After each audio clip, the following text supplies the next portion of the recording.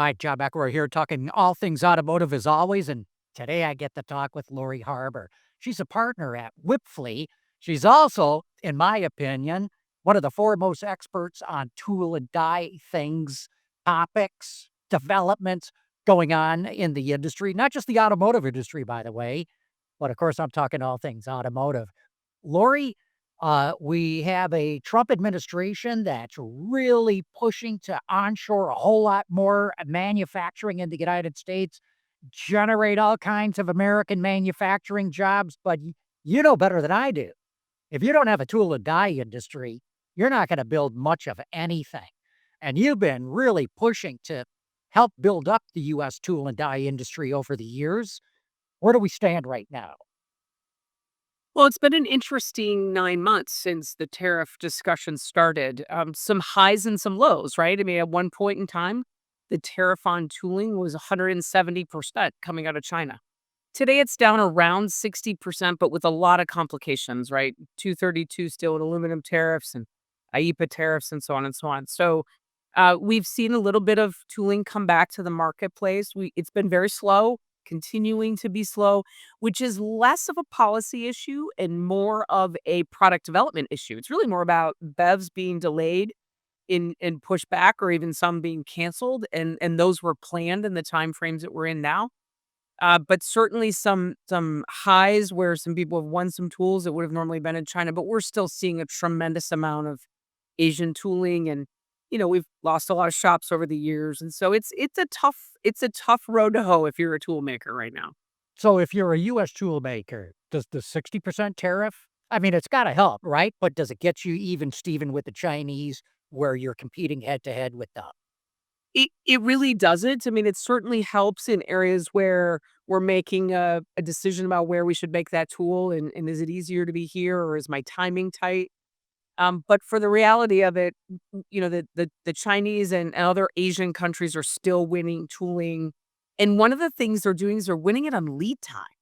They're getting tools over here made, produced in Asia and over here faster than what quotes are happening from US shops. So there's a significant challenge there as well. I mean, we've all heard about China's speed and the 996 work week and that sort of thing. But in your opinion, what are the things that are allowing the Chinese to go faster? Maybe stated otherwise, why are the US tool and die makers so slow? Yeah, there's still a challenge within this market, and my tool and die friends don't love me when I say this, but we've got to do better at being competitive.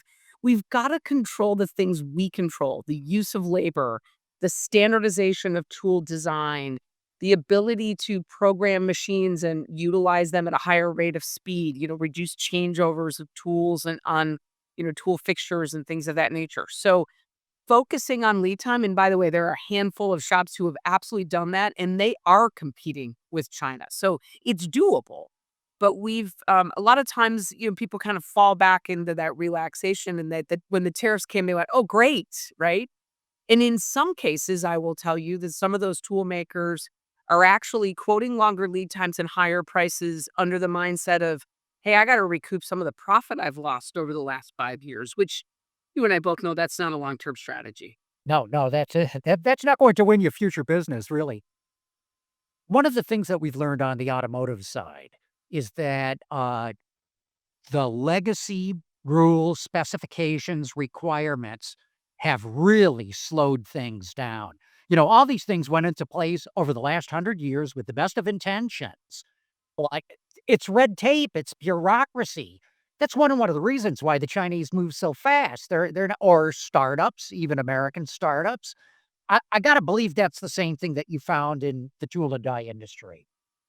Absolutely, and the other thing that's impacting them with all of those regulations is, many of them had a hybrid model, right? They would make some portion of the tool in China or do some design and engineering or offer both options to their customers. Now the imagine the 20 or $30 million small family-owned tool shop, the paperwork that is required to define where your steel and aluminum is smelted and poured, where it's come from, what percentage of the content, it is really becoming a difficult challenge for people to manage that on top of just all the other things. And remember, we have a big tool industry in Canada as well. And there has been this back and forth of whether we've had fair trade policies even between Canada and the US, because the steel and aluminum tariff was not impacting certain Canadian shops until recent changes in September. So understanding the dynamics of this has just been very challenging for the small business owner. Yeah, no, that's a real key point for the small business owner. How about artificial intelligence? Is that coming into play? I mean, in terms of bidding, running program management, and things like that. We're seeing some of it for sure in areas of design and engineering and, some of the process flow within the facility. Some real back office opportunities, processing of billing and ARAP kind of things. So we're seeing a lot more of that. I mean, our team at Wipfli does quite a bit in AI, and I've seen more of that in the last 6 months than I did in the last 5 years. So it's happening, but not as much as I'd like to see on tool and die design and being able to process that tool more effectively and efficiently. Not we it there's still opportunity there. So going back to the tool and die shops that you say have really gotten their act together, are is greatly shrinking down the amount of time that it takes to do these and are winning business. What are some of the key things that you've seen at those companies?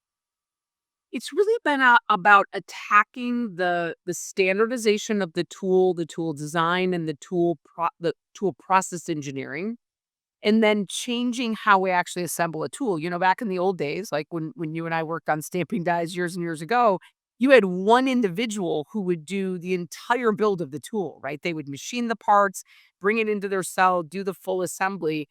Now it's much more of a process. Like, we may maybe we don't physically move the tool, but we move people into the cell that are experts in certain areas. And then when it goes into the press for spotting, it's the same team that spots every tool. And so you're able to drive more of the balance of labor, right? So that we're using the best of the best and where they're experts. In the old days, if you were great at engineering and I was great at machining, then we had different levels of efficiency to build the tool. So, there's a lot of people that believe, it's not a science, and that, it's much more of an art. But the truth is you can probably put science to about 60 to 65% of the tool. And then obviously the curved surface is where the difference is, right? Yeah. We've recently seen both General Motors and Tesla tell their suppliers they don't want anything from China that is going into their North American production. They'll still stay in China. They'll build cars and sell cars in China. They'll export cars out of China. But as far as their North American production goes, specifically US, they don't want anything from China. Do you know, does this apply to tool and die as well? Uh, Unfortunately, I don't think it does. That's my biggest concern. I think it's mostly production parts. We're still seeing a lot of GM and Tesla tools. In fact, Tesla makes the majority of their tools in China. So, they've got a little bit of, pocketed suppliers that they use here.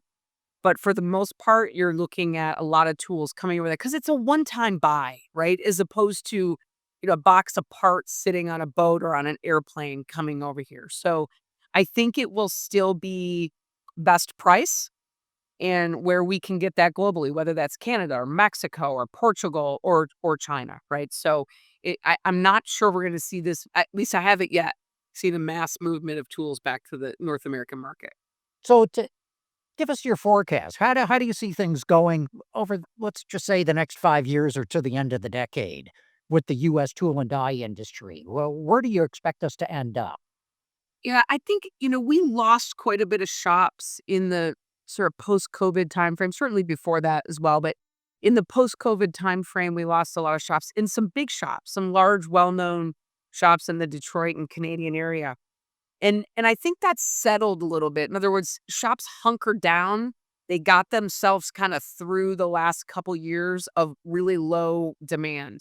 And we were pretty low. We had gotten just below 4 billion in demand for tools last year, and we have about an 8 to $9 billion capacity in this market. So as we move forward the next several years, I'm seeing the pickup a little bit of vehicle launches. So big truck products coming, right? New F series, new General Motors, T2 XX program, new Ram pickup truck.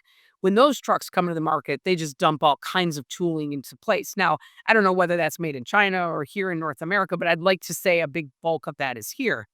And then in the back half of this decade, some of these EVs come back around. Now, some of them have definitely been canceled or taken out of the plan for now, but we're seeing about $1.5 billion to $2 billion of new EV programs coming in the back half of the decade. So we're not going to see a $9 billion or $10 billion demand, but I think we're going to get back to 6 or 7 billion. And I think that there's some shops that are very well positioned. The criticality of USMCA and that negotiation is very important. And then who knows what happens with tariffs? If they drop, then China becomes an even more viable player as they already have been, right? Yeah. And how about beyond automotive? Are these automotive tool and die companies at all looking at defense, for example, aerospace or other areas? Absolutely. We're seeing a tremendous amount of interest both from the government, the DoD, and from the tool shops to link. Because again, think about if I have to make 10 parts for a sub and they need to be machined, who better than to make a very low volume amount of parts on some very big CNC machines? So we're seeing some defense, aviation defense, especially in Michigan.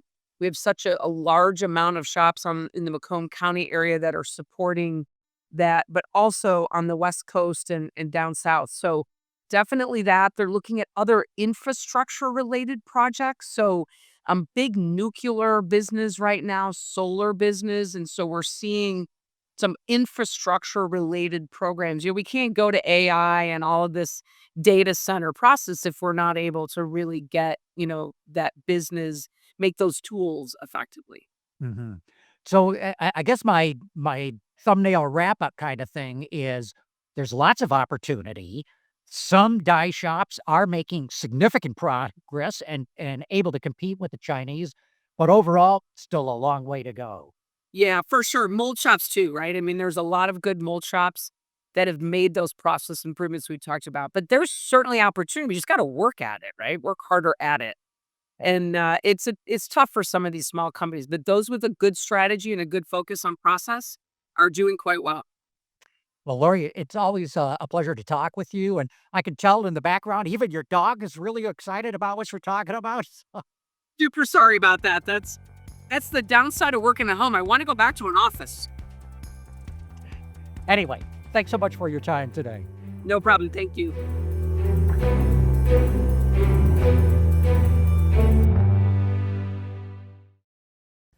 Do you want to see the automotive industry grow and thrive? So do we. That's why we dedicate our shows to providing the people in the industry with important data and information, and access to the people who are driving the industry forward with the guests that we bring on our shows and the interviews that we conduct. But we need your help to continue doing it. That's why I'm asking you to support Autoline with a YouTube or Patreon membership. It'll get you extra content that will be available only to members, but it will especially make sure that you and Autoline continue to drive the automotive industry forward.